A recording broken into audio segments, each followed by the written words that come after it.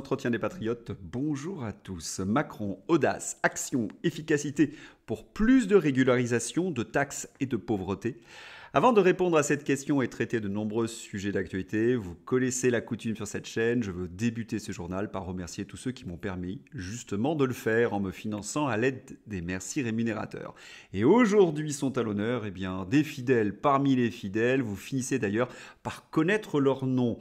Sont à l'honneur donc Fourneau Pascal, Félix chez les Sauvages, Rodogune Petitpas, Emmanuel Dimbre, Jojory, Pierre Bourdin, Marie Valentin, Luc Tobiana et Chantal Rocchia. Merci à eux du fond du cœur. Et puis je tenais aussi à vous remercier, vous êtes formidables, vous soutenez la réinformation lorsque vous levez le pouce, lorsque vous écrivez des gentils messages ou lorsque vous diffusez sur d'autres réseaux sociaux. Allez, on va revenir sur ce qui a fait le buzz hier, Géraldine Maillet. Elle était associée cette fois-ci à Éric Nolot. Et que s'est-il passé ? Béatrice Rosen leur a répondu.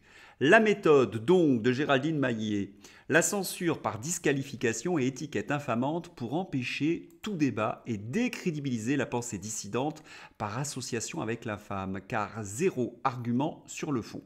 Bravo à Béatrice Rosen d'être le porte-parole de ce que nous pensons. Allez, on l'écoute. J'étais très choquée. Et pour revenir à la base de l'émission d'hier, dont j'ai vu toute la séquence en intégralité, en fait, c'est ce que Géraldine sait faire de mieux.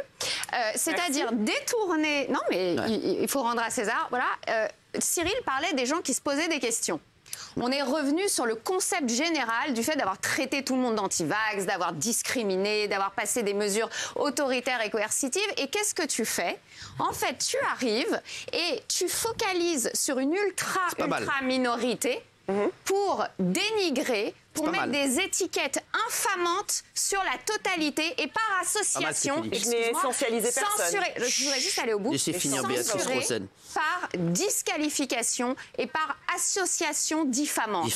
Et ça, c'est ta technique préférée, et Monsieur Nolot aussi, alors que pourtant il en est victime. Il est tout le temps accusé d'être d'extrême droite et il déteste ça, Monsieur Nolot. Par contre, il le fait aux autres. Il aime faire non, maintenant ça me plaît. Maintenant ça vous plaît. Ouais. Eh ben, vous aimez faire aux autres ce que vous n'aimez pas qu'on vous fasse. Ben non, puisque j'aime bien. Déjà, c'est un problème. Ensuite, tous les deux, vous vous prenez pour des grands experts, mais on a vu précédemment que vous êtes, en fait, vous n'y connaissez rien, vous désinformez, comme sur la Suède, où vous avez affirmé mordicus tous les deux qu'il y avait un pass, alors qu'il n'y en avait pas. N'importe plus de 100 personnes pour les grands événements. C'est un pass pour les trucs de plus de 100 personnes, ça n'a rien à voir avec le pass qu'on a connu ici. Donc vous dites d'énormes conneries et vous continuez tous les deux, vous êtes insupportables. Vous êtes insupportables les deux, je peux plus. Vous voulez, on va arrêter le débat parce que je déteste la mauvaise foi. Ça n'a rien à voir avec le pass qu'on a eu, bande de je ne dis plus rien. J'ai dit la même chose. J'ai dit que ça je te dis, Eric, je t'adore, mais ne dis plus rien parce que c'est insupportable.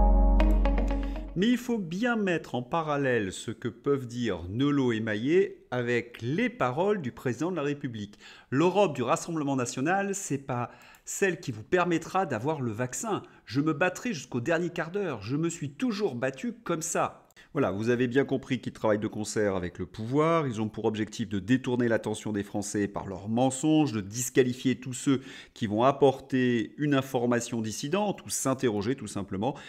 Ils n'ont évidemment aucune connaissance scientifique, ils n'ont pas d'arguments pour commenter de vraies informations. Et lorsqu'on s'interroge à leurs propos entre 2020 et 2023, on s'aperçoit qu'ils ont été des agents de désinformation au service d'Olivier Véran ou d'Emmanuel Macron. Ils sont là donc pour soutenir un narratif, le narratif de l'Élysée. C'est grâce à l'action du pchout qu'on est sorti de la pandémie. Alors on va revenir de suite sur cet énorme mensonge. Le vaccin protège de la transmission. La preuve éclatante avec l'Australie. Population vaccinée à 92% de doses en décembre 2021. 150 000 cas par jour en janvier 2022. Un peu d'ironie ne fait pas de mal. Il faut mettre ces chiffres australiens en parallèle avec les déclarations de ceux qui ont été responsables de la gestion de la pandémie. Pendant 2 ans, Jean-François Delfraissy a affirmé que ce n'était pas le pchout qui avait fait sortir les États des restrictions, mais Omicron, puisque tout le monde l'avait eu et donc tout le monde avait été immunisé. Cyril Cohen, qui avait été responsable en Israël, a affirmé la même chose. Quant au professeur Balou en Angleterre, il l'avait prédit dès novembre 2021.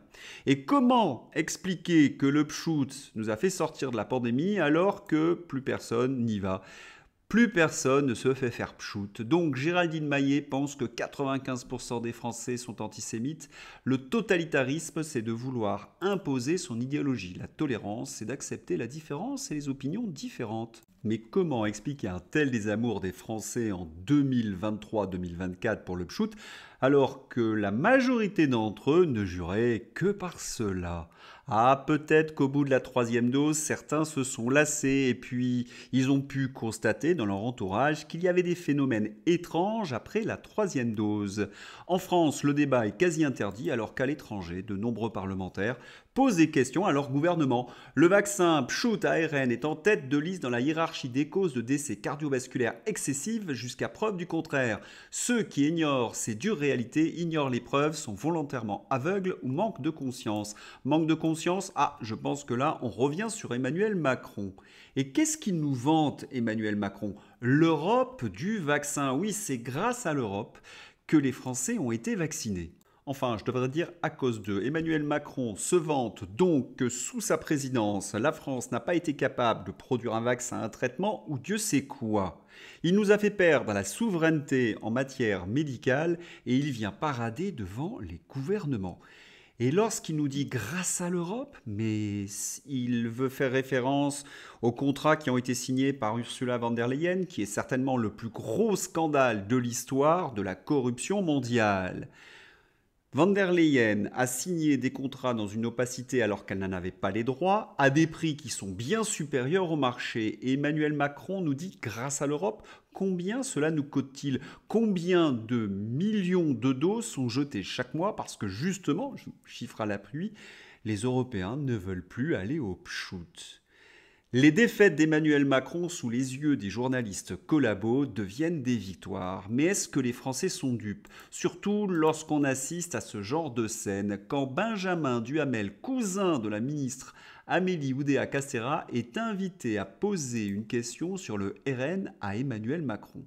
Jusqu'à présent, le spectacle d'Emmanuel Macron était soporifique, ennuyeux, insupportable. Emmanuel Macron présentait des mesurettes pour faire croire qu'il était dans l'audace, l'action, l'efficacité, toujours le décalage entre les mots et la réalité. Et survient Benjamin Duhamel.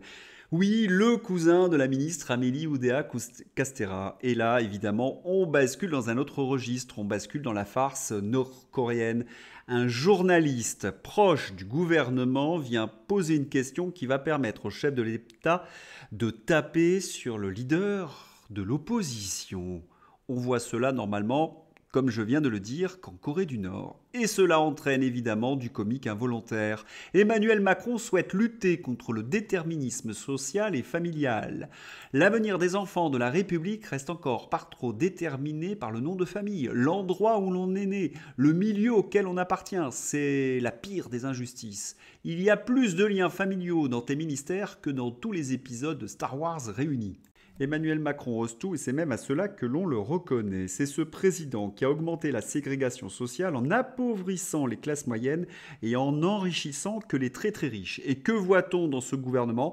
Des très très riches ou des gens qui habitent quelques arrondissements de Paris et qui ont en effet des liens familiaux. Il essaie manifestement de cacher cette réalité, mais il nous prend vraiment pour des crétins. Surtout que sa ministre... Le même jour, Amélie Oudéa-Castéra est accueillie par des huées lors de son arrivée à l'école publique Littré, ancien établissement de son fils. Les manifestants criaient « Fais comme tes enfants, retourne dans le privé, démission !» Et lorsqu'on interroge Emmanuel Macron sur les émeutes de juillet, sur son analyse, il a une réponse, comment dirais-je, surprenante. Selon Emmanuel Macron, les émeutiers s'ennuyaient et n'avaient pas la chance d'aller à la mer et à la montagne. Regardons de plus près. Là où on a bien compris qu'on ne devait pas habiter le même pays, c'est lorsqu'on prit fin ce propos liminaire. Pas un mot sur l'immigration. Si, très indirectement. Mieux contrôler nos frontières. D'accord. L'insécurité qui explose? Rien. Le communautarisme, le séparatisme, comme il dit? Rien. Si... Lorsque le journaliste du Figaro, Louis Osalter, aborda la question des émeutes de l'été dernier, une conséquence de l'immigration? Pas du tout. Tout juste concède-t-il un léger problème d'intégration. D'ailleurs, la plupart des émeutiers étaient de nationalité française. Darmanin a bien fait son rapport. Non, le problème, c'est l'oisiveté. Ces gamins auraient eu école, on n'aurait pas eu ces émeutes. Ils s'ennuyaient, nous explique-t-il. Et les réseaux sociaux, bien sûr. La télé, disait Madame Mado dans Les Tontons Flingueurs. On va s'arrêter là, la coupe est pleine et il se fait tard. Merci à Boulevard Voltaire pour ce bel article. Emmanuel Macron veut faire de l'éducation nationale sa priorité. Audace, action, efficacité. On attend des mesures révolutionnaires. Et la montagne, comme d'habitude, accouche d'une souris.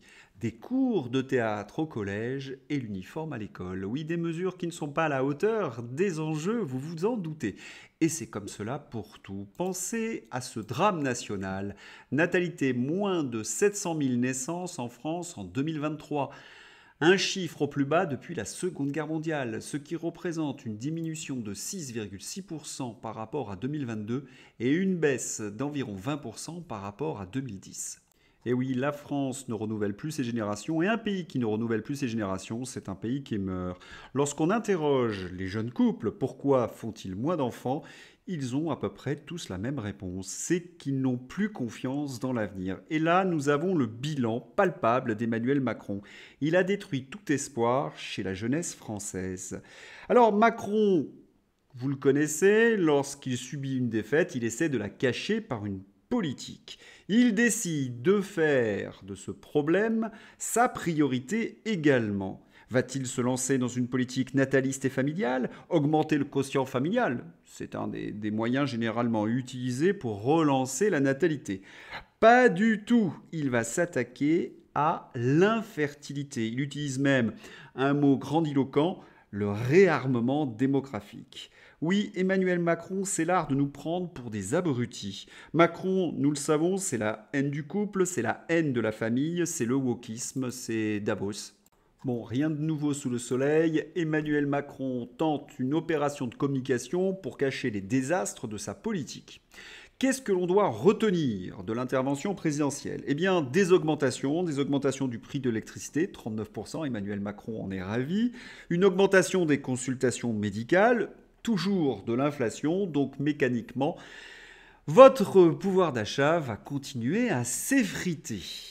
La natalité est en baisse, la délinquance est en hausse et Emmanuel Macron demande d'accueillir toujours plus de migration et de suivre la folie européiste. Alors, il n'y a qu'une seule réponse à la politique d'Emmanuel Macron, c'est celle peut-être des agriculteurs. 400 agriculteurs montés sur leurs tracteurs sont allés manifester au centre de Toulouse et ont déversé du fumier devant la préfecture.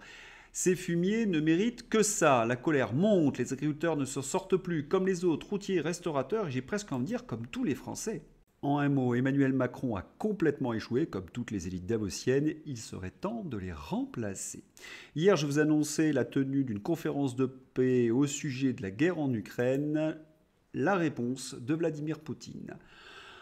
Quant aux négociations avec l'Ukraine, il s'agit d'une tentative de nous encourager à abandonner les progrès que nous avons réalisés au cours de l'année et demie écoulée. Mais c'est impossible. Tout le monde comprend que c'est impossible. Et eux, ces cercles dirigeants en Ukraine, le comprennent. Et les élites occidentales le comprennent également. Tout le monde le comprend. C'est juste que ces soi-disant formules de paix dont on parle en Occident ou en Ukraine sont une continuation de la mise en œuvre du décret du président ukrainien interdisant les négociations avec la Russie. Alors, je suis obligé d'ouvrir une parenthèse. Zelensky demande une conférence de paix sans la Russie. Il faut savoir que la Chine, qui devait remplacer la Russie, a refusé de rencontrer Zelensky. Donc pour l'instant, cette conférence de paix, elle est à l'eau. Voilà de quoi il s'agit. Il s'agit d'exigences prohibitives pour le processus de négociation. Ils ne veulent pas ? Ils ne le veulent pas. C'est juste que si les choses continuent comme elles le font maintenant, il est maintenant assez évident que non seulement leur contre-offensive a échoué, mais que l'initiative est complètement entre les mains des forces armées russes. Si cela continue, il pourrait y avoir un coup irréparable et très grave porté à l'État ukrainien. Mais c'est leur domaine de responsabilité.